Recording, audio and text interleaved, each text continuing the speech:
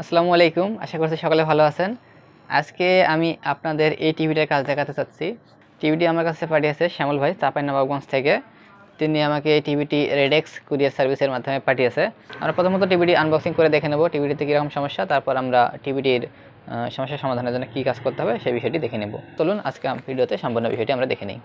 টিভিটি অনেক বড়, তার জন্য টিভিটি আনবক্সিংয়ের জন্য এ পর্যায়ে আমার সাথে সাহায্য করতে হচ্ছে আমার ছোটো ভাই সাজেদ। তো চলুন আমরা টিভিটি আনবক্সিং করি।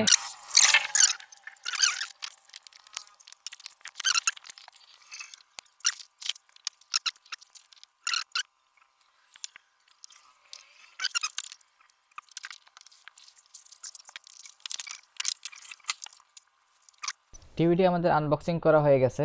এবারে আমি টিভিটি অন করে দেখে নিচ্ছি টিভিটিতে কীরকম সমস্যা। শ্যামল ভাই আমাকে বলেছিল যে টিভিটিতে লাইট নেই। আমি টিভিটি অন করলাম, দেখতে পাচ্ছি যে স্ক্রিনে লাইট আছে, তবে স্ক্রিনে গ্রাফিক্স নেই।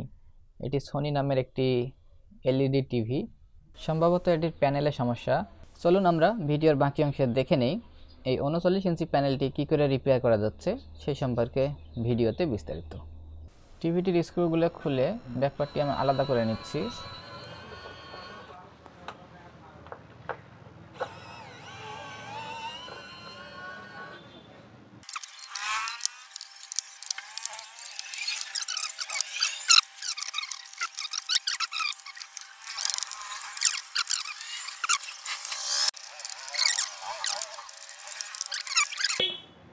এবার আমরা টিভিটা ওপেন করে নিচ্ছি। এখানে দেখতে পাচ্ছি যে টিভির ভিতরে অনেক ময়লাগুলো পরিষ্কার করে নিতে হবে। তার আগে আমরা ব্যাকপার্টটি সরিয়ে নিই। আগে এসি কার্ডটি খুলে নিলাম।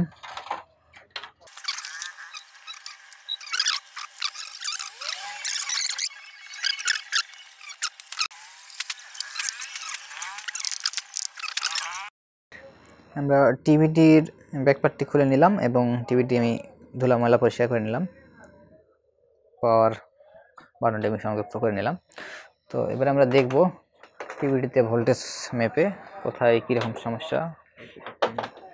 আমি এসি কার্ডটি ইন করে দিচ্ছি টিভিতে, এসি কার্ডটি ইন করে দিলাম।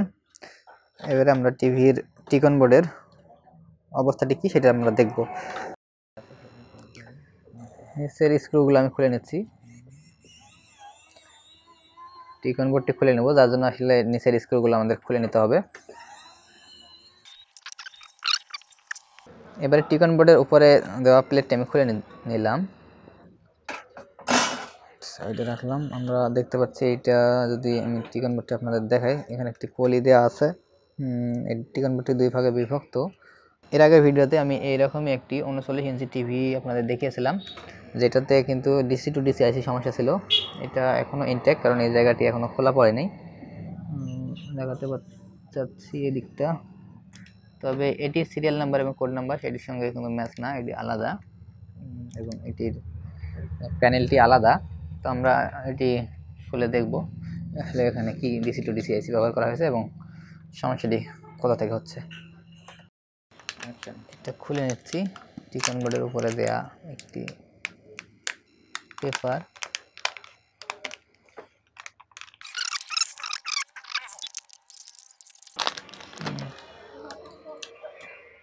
প্রচুর টেপিং করা।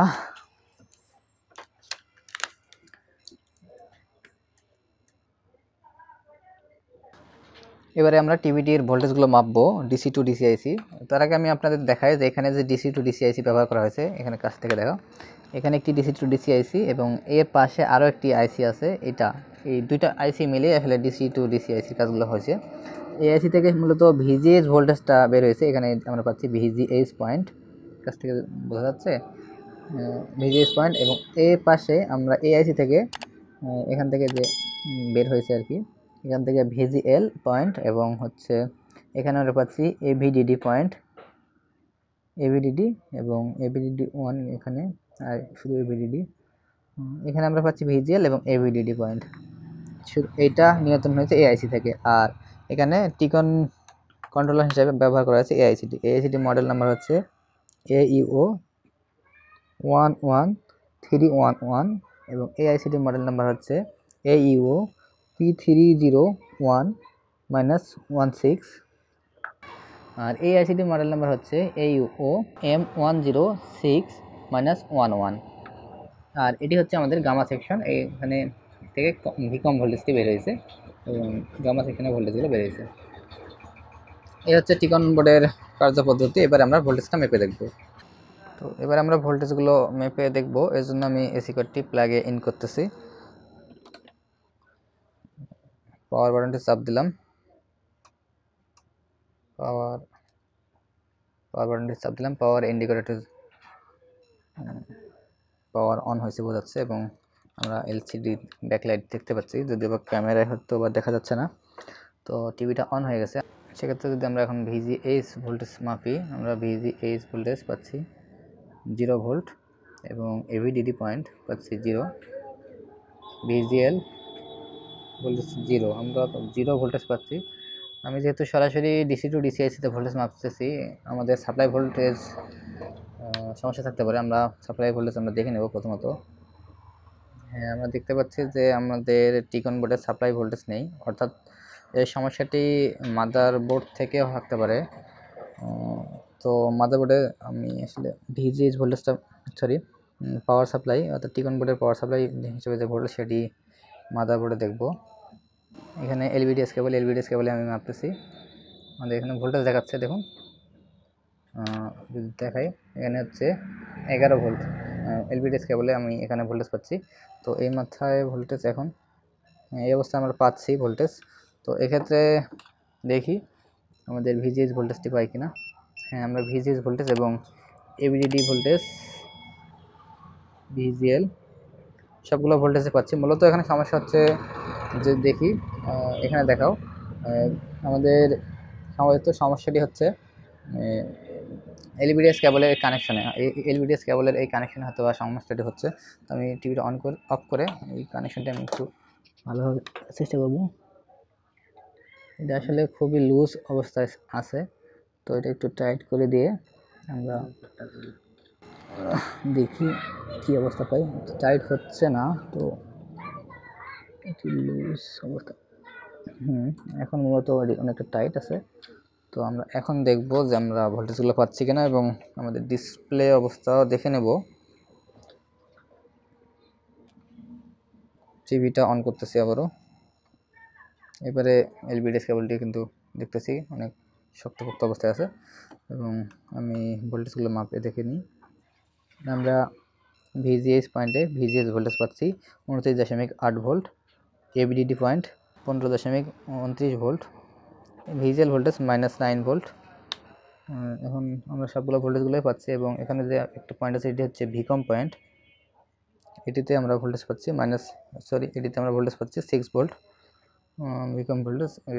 ক্ষেত্রে সবগুলো ভোল্টেজই ঠিকঠাক আমরা পাচ্ছি এবং পাওয়ার সাপ্লাই ভোল্টেজ তো অবশ্যই পাবো, টিকন বোর্ডের পাওয়ার হিসাবে ভোল্টেজ 11.94 ভোল্ট। তো আমরা এই অবস্থায় এবারে আমরা ডিসপ্লেটি দেখে নেব আমাদের ডিসপ্লে অবস্থা কীরকম। শুরুতে আমরা দেখেছিলাম যে ডিসপ্লে ব্ল্যাক, সেটি হয়তো প্যানেল সাপ্লাই ভোল্ট ছিল না, যার কারণে হতে পারে, দেখুন আসলে ভিজিএল ভোল্টেজ হয়তো ছিল না। তো আমরা টিভিটা উপর থেকে দেখে নিই একটু সাবধানে। হ্যাঁ, আমরা দেখতে পাচ্ছি যে টিভির স্ক্রিনটি চলে আসছে এবং স্ক্রিনটি আপাতত পারফেক্ট মনে হচ্ছে। তো আমি ডিস কেবলটি লাগাচ্ছি, ছবি দেখে নেব যে ছবি কীরকম অবস্থা আসে। ছবি আসছে, কিন্তু ছবিতে মনে হচ্ছে উপরে ওই পাশে লাইন এবং রেখা এই সমস্যাটি আছে এবং উপরে বেশ কাছ থেকে যদি দেখাই তাহলে বোঝা যাবে হয়তো অনেক রেখা আছে, এই সমস্যাটি কিন্তু আছে। এবং ছবি মনে হচ্ছে আটকে যাওয়ার মতো একটা বিষয়, যেটা হয়তো ক্যামেরায় বোঝানো যাচ্ছে না, কিন্তু এখানে দেখতে পাচ্ছেন একটু লাইন উপর থেকে নিচে মনে হচ্ছে। যদি একটু গভীরভাবে দেখেন তাহলে বোঝা যাচ্ছে যে ছবি একদম অস্পষ্ট লাইন মনে হচ্ছে। এখন প্যানেলে অন্য আরও সমস্যা থাকতে পারে যার জন্য এই অবস্থা, এবং এই জিনিসটা হয়তো অনেক ভেসে উঠছে, এখন বুঝতে পারবেন একটু ভালো করে লক্ষ্য করলে।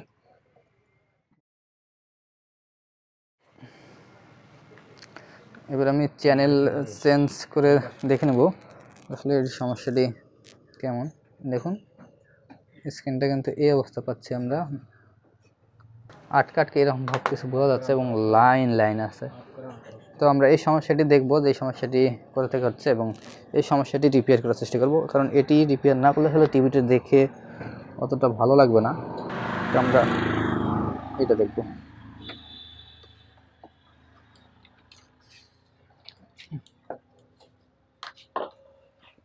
তো আমরা যেহেতু স্ক্রিনে রেখা পাচ্ছিলাম, তো সেক্ষেত্রে আমি এখানকার টিকন বোর্ড বা এই বোর্ডে আমি ভোল্টেজগুলো মাপতেছিলাম এতক্ষণ।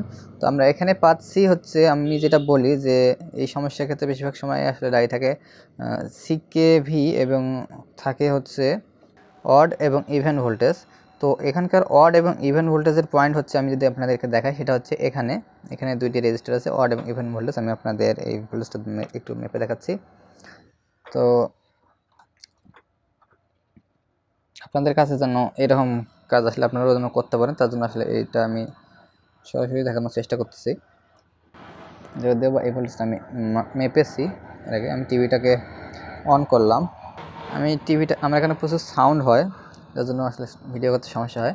আমি টিভিটাকে অন করলাম, এবার আমি এখানকার ভোল্টেজগুলো আপনাদের দেখাচ্ছি। আমি পাচ্ছি ভিজিএইচ ভোল্টেজ 29 ভোল্ট, 29.82 এবং হচ্ছে এবিডিডি এবং অন্যান্য সবগুলো ভোল্টেজ তো আমাদের ঠিক আছে।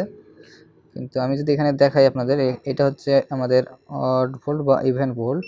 এখানে আসলে মার্কিং করা নাই। এখানে দেখুন, একবার মাইনাস হচ্ছে, একবার প্লাস হচ্ছে। আমি কিন্তু একই রেজিস্টরে টুইজার লাগিয়ে রাখছি। এটা হচ্ছে আমাদের স্ক্যান ড্রাইভার আইসি এবং এখান থেকে আসলে ভিজিএইচ ভোল্টেজটিও বের হয়েছে। দুইটা কাজ আসলে একত্রে করানো হয়েছে এই আইসি থেকে। তো এটা যদি সাজিদকে একটু কাছ থেকে দেখাতে বলি, দেখুন তার পাশেরটা হচ্ছে, যদি পাশেরটা ধরে নিই ইভেন্ট, এটাতেও কিন্তু ভোল্টেজ চেঞ্জ হচ্ছে। তো এই দুটি রেজিস্টার আমি এখন উঠিয়ে ফেলবো, তারপর দেখব যে আমাদের স্ক্রিনের অবস্থা কীরকম। আমরা যারা সিআরটি টিভির কাজ করি তারা জানি যে সিআরটি টিভি যখন আমরা অন করি, প্রথমেই কিন্তু ভোল্টেজটি পিটিসি পার হয়ে ডিগোজিং কয়েলে যায়, এসি ভোল্টেজ। আর ডিগোজিং কয়েল একটি ম্যাগনেটিক ফিল্ড তৈরি করে এবং ফিক্সার টিপকে ডিসচার্জ করে দেয়। অর্থাৎ আমরা যখন প্রতিবার টিভি অন করি সেই সময় একটি ছবি বা ইমেজ আকারে আসলে ডিসপ্লেতে থাকে, সেটি রিফ্রেশ করার জন্য বা ফ্রেশ করে নেওয়ার জন্য ওটা ব্যবহার করা হয় পিটিসির মাধ্যমে, যেটা কাজ করা হয় এবং পিটিসি হিট হয়ে লাইনটি কাট করে দেয়। তো এখানকার ক্ষেত্রে এই কাজটি করে আসলে লেভেল শিফটার আইসি থেকে এই অড এবং ইভেন ভোল্টেজ পয়েন্ট। তো আমরা এই দুটি লাইন আসলে বিচ্ছিন্ন করে দেখব যে স্ক্রিনটা ফ্রেশ আসে কিনা। যেহেতু এখানে লাইন বিচ্ছিন্ন করতেছি, কারণ হচ্ছে এই দুইটা লাইনে ভোল্টেজ গিয়ে আসলে আমাদের স্ক্রিনে শর্ট করতেছে, তার জন্য হয়তো এই সমস্যাটি হচ্ছে। তো আমরা দুটি লাইন খুলে দেবো। তো এক্ষেত্রে সমস্যা হতে পারে সেটা হচ্ছে টিভি মনে করেন অনেক সময় অফ থাকতে পারে। টিভি অফ রাখলেন মনে করেন সারাদিন বা একদিন পর আবার টিভি অন করতেছেন, সেক্ষেত্রে প্রথমত অন অবস্থায় প্রথমবার অন করতে হয়তো বা স্ক্রিনে লাইন পড়তে পারে, কিন্তু কিছুক্ষণ টিভিটি চলার পর এই সমস্যা থাকবে না এবং 2-1 মিনিট চলার পর ঠিক হয়ে যাবে। তো এই সমস্যাটা শুধুমাত্র হবে, তাছাড়া স্ক্রিন ফ্রেশ পাওয়া যাবে যদি অড এবং ইভেন ভোল্টেজের রেজিস্টারগুলো তুলানো হয়। তো আমি এই টিভিটাতেও ওই রকম সমস্যা মনে করতেছি, যার জন্য আসলে আমি এখন এই অড এবং ইভেন ভোল্টেজের এই রেজিস্টারগুলো উঠাবো। টিভিটা আনপ্লাগ করলাম, এবারে আমি এই রেজিস্টারগুলো উঠাবো। এখানে আমি রেজিস্টারগুলো ওঠানোর জন্য ব্যবহার করতেছি একটি মোটা মাথার আয়রন, কারণ এই আয়রনের মাধ্যমে সহজেই এটি উঠানো যাবে। রেজিস্টার উল্টা করে রাখতেছে, অনেকে মনে করবেন যে এগুলো ক্যাপাসিটরের মতো, আসলে ক্যাপাসিটর না, এগুলো রেজিস্টার। আর একটি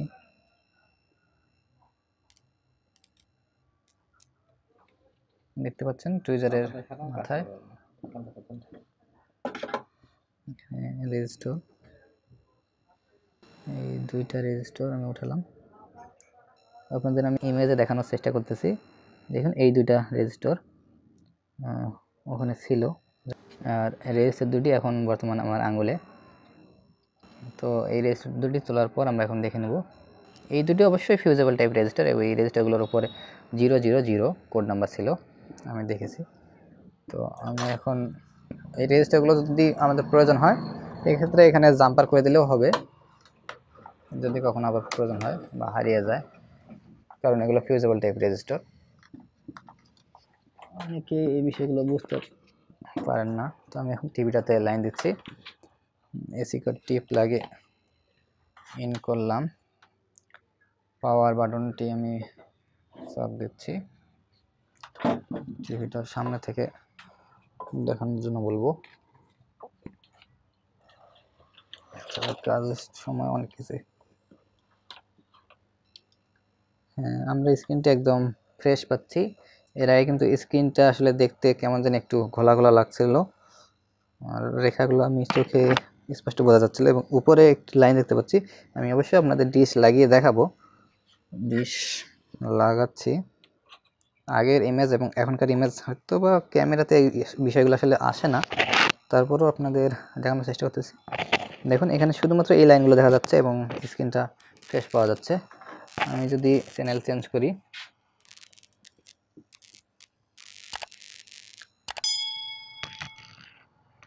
দেখুন চ্যানেল চেঞ্জ হওয়ার সময় যে আমাদের রেখাগুলো ছিল এই সাইডে, সেই রেখাগুলো কিন্তু এখন আর নাই, বা রেখাগুলো হচ্ছে না, এবং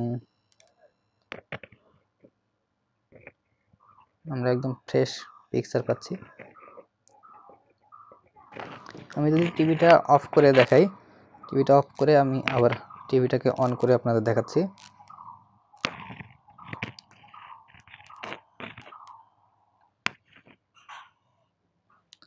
এটি সোনি লেখা দেখাচ্ছে, এটি হতে পারে।